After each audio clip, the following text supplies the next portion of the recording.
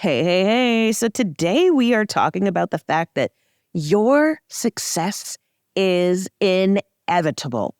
It is absolutely inevitable as long as you keep going. That's the trick, my friends.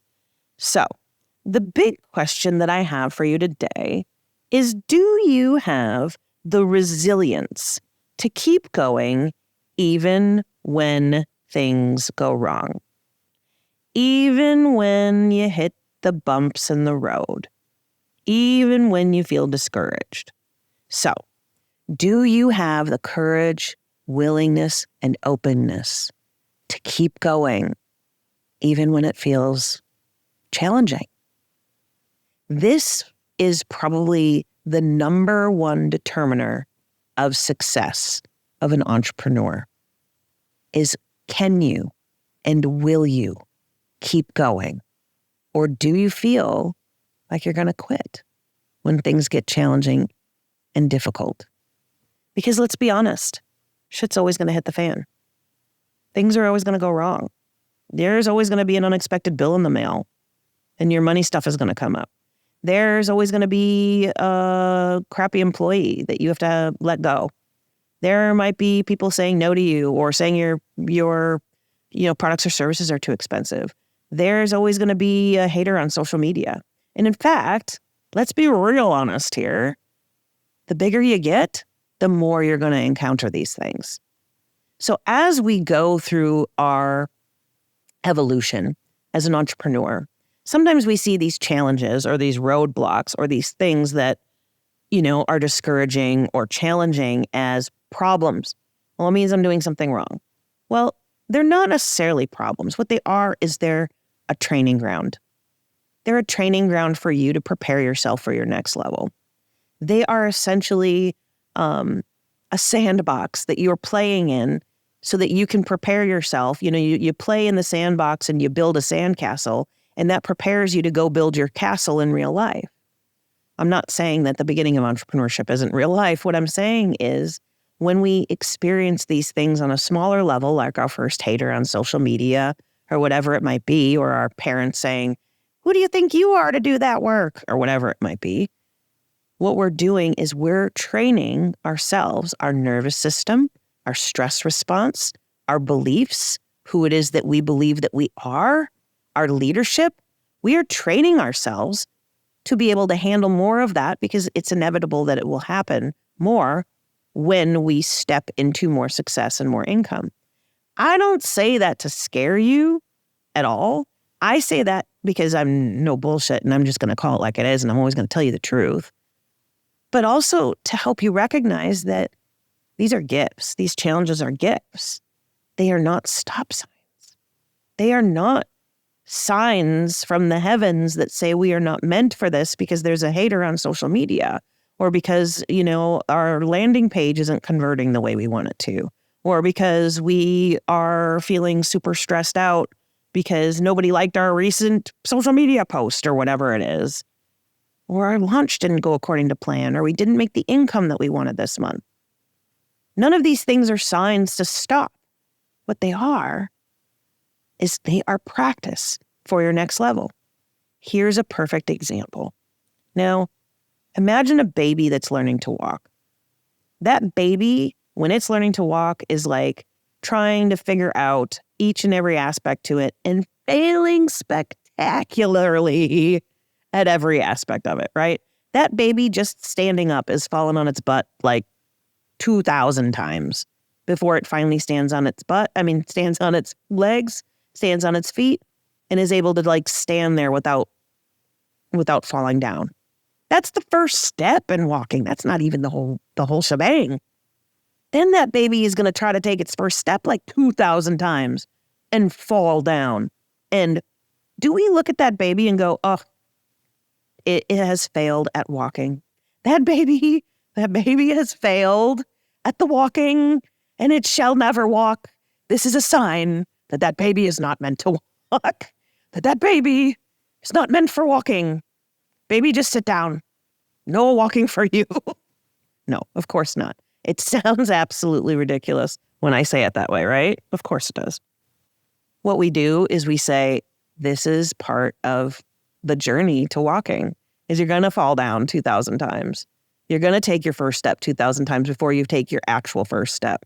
It's all part of the journey. And I'm not going to label you as a failure. And I'm not going to get discouraged that you're never going to walk. And I'm not going to unpack my bags and feeling overwhelmed that this just is, this baby isn't meant to walk.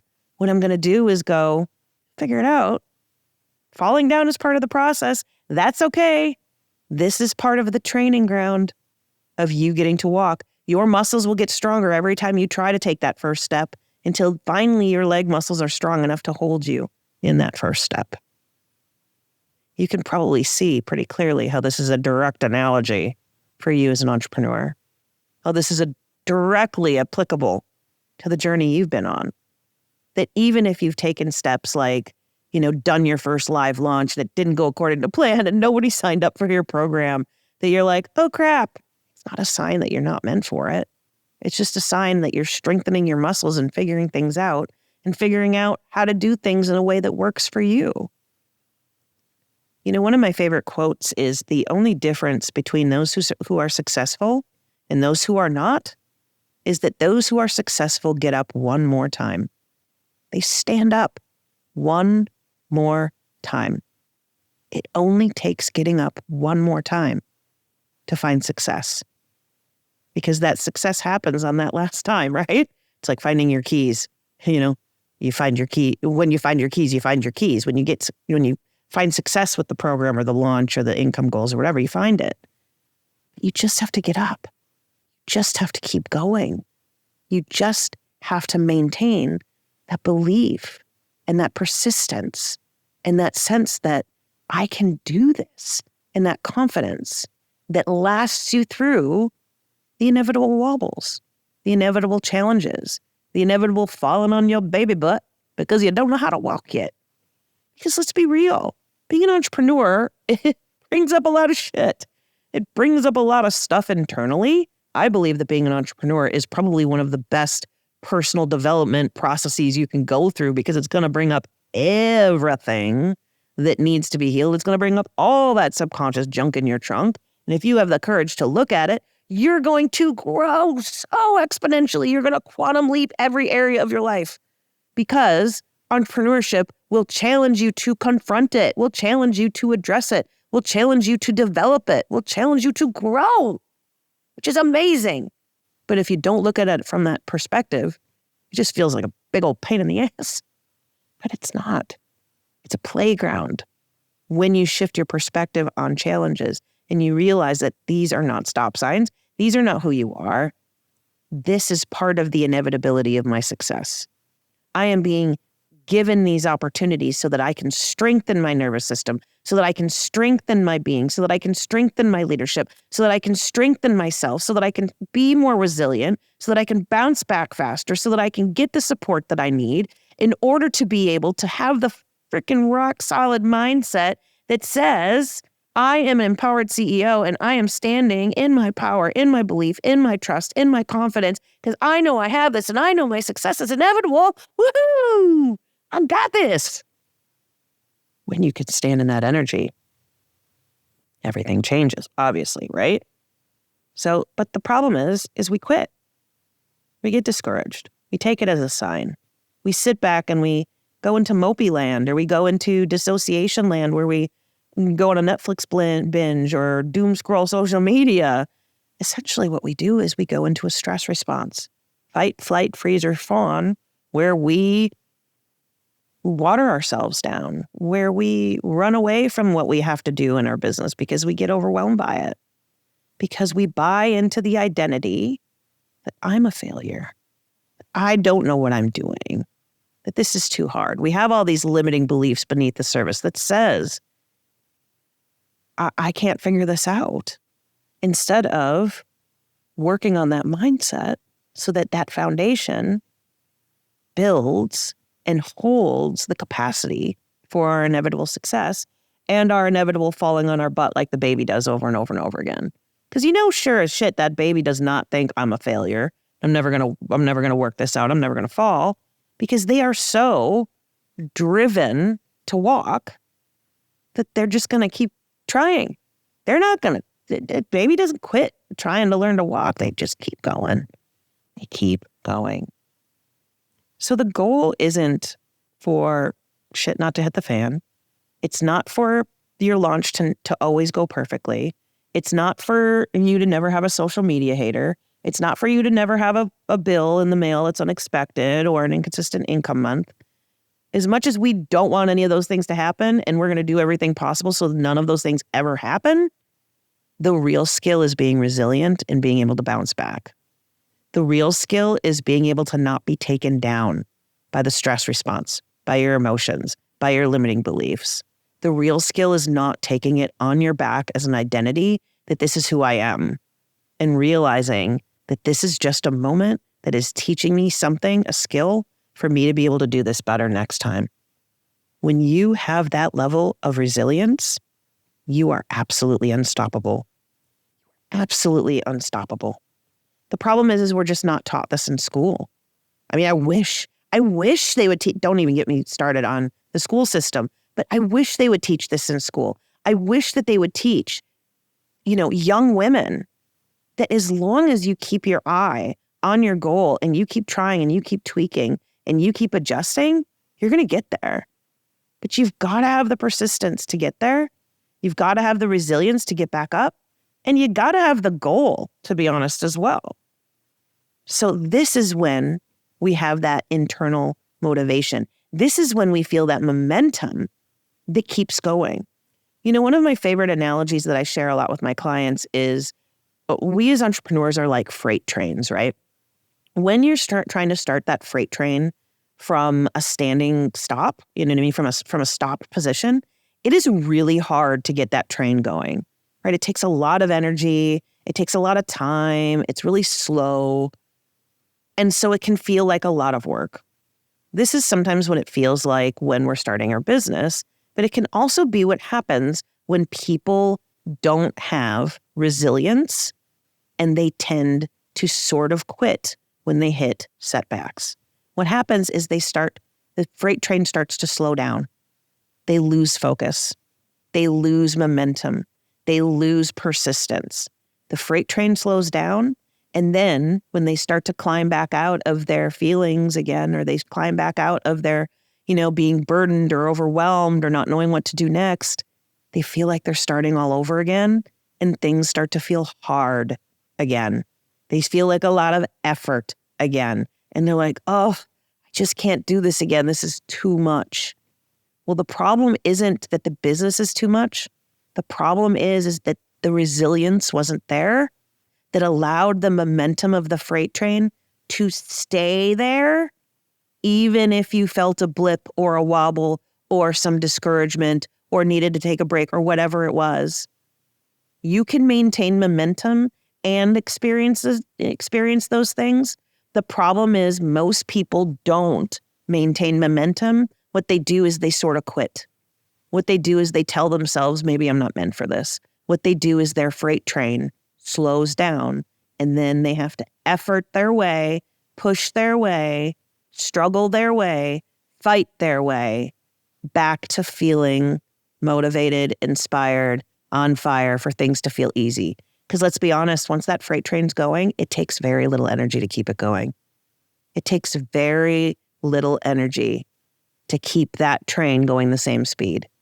And the same goes for you. Once we get your business going, and we get you going at 1,000,000 miles an hour, and we get you on fire, and we get you feeling good, even when you feel these wobbles, even when you feel these blips, even when shit hits the fan, you don't feel discouraged because you have that inner belief that your success is inevitable, and you keep applying yourself, even if you downshift for a moment. You have not stopped the train that is you.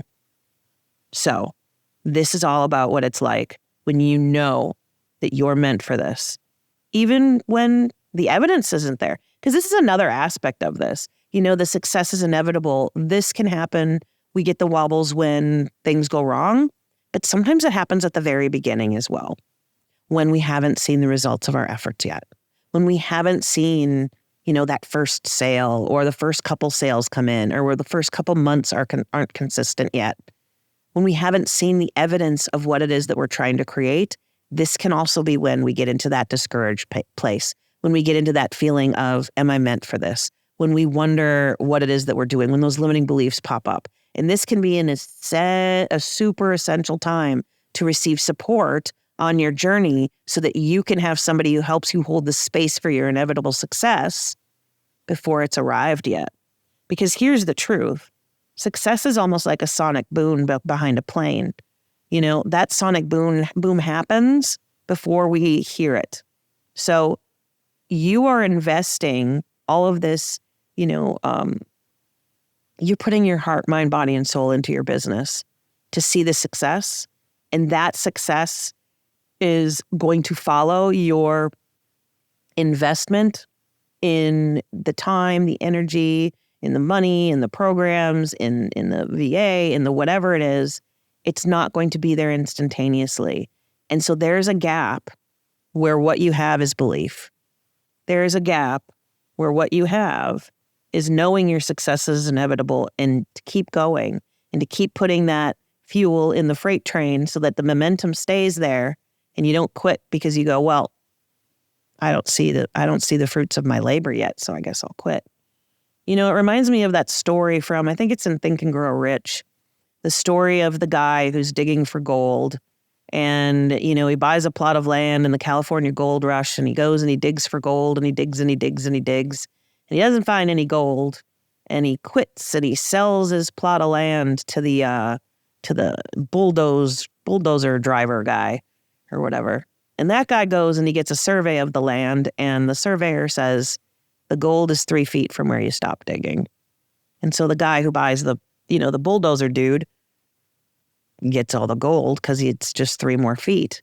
But the first guy who started the project, had he just kept going, would have found that his success was inevitable as well. So it's an example of a lot of times the fruits of our labor are just beyond our desire to quit, are just beyond that challenge, are just beyond that moment when we say, I don't know, just have to maintain and not quit and not see it as a sign and know that our success is inevitable as long as we keep going. Because as long as you keep showing up, as long as you have the courage, openness, and willingness to keep going, you'll get there.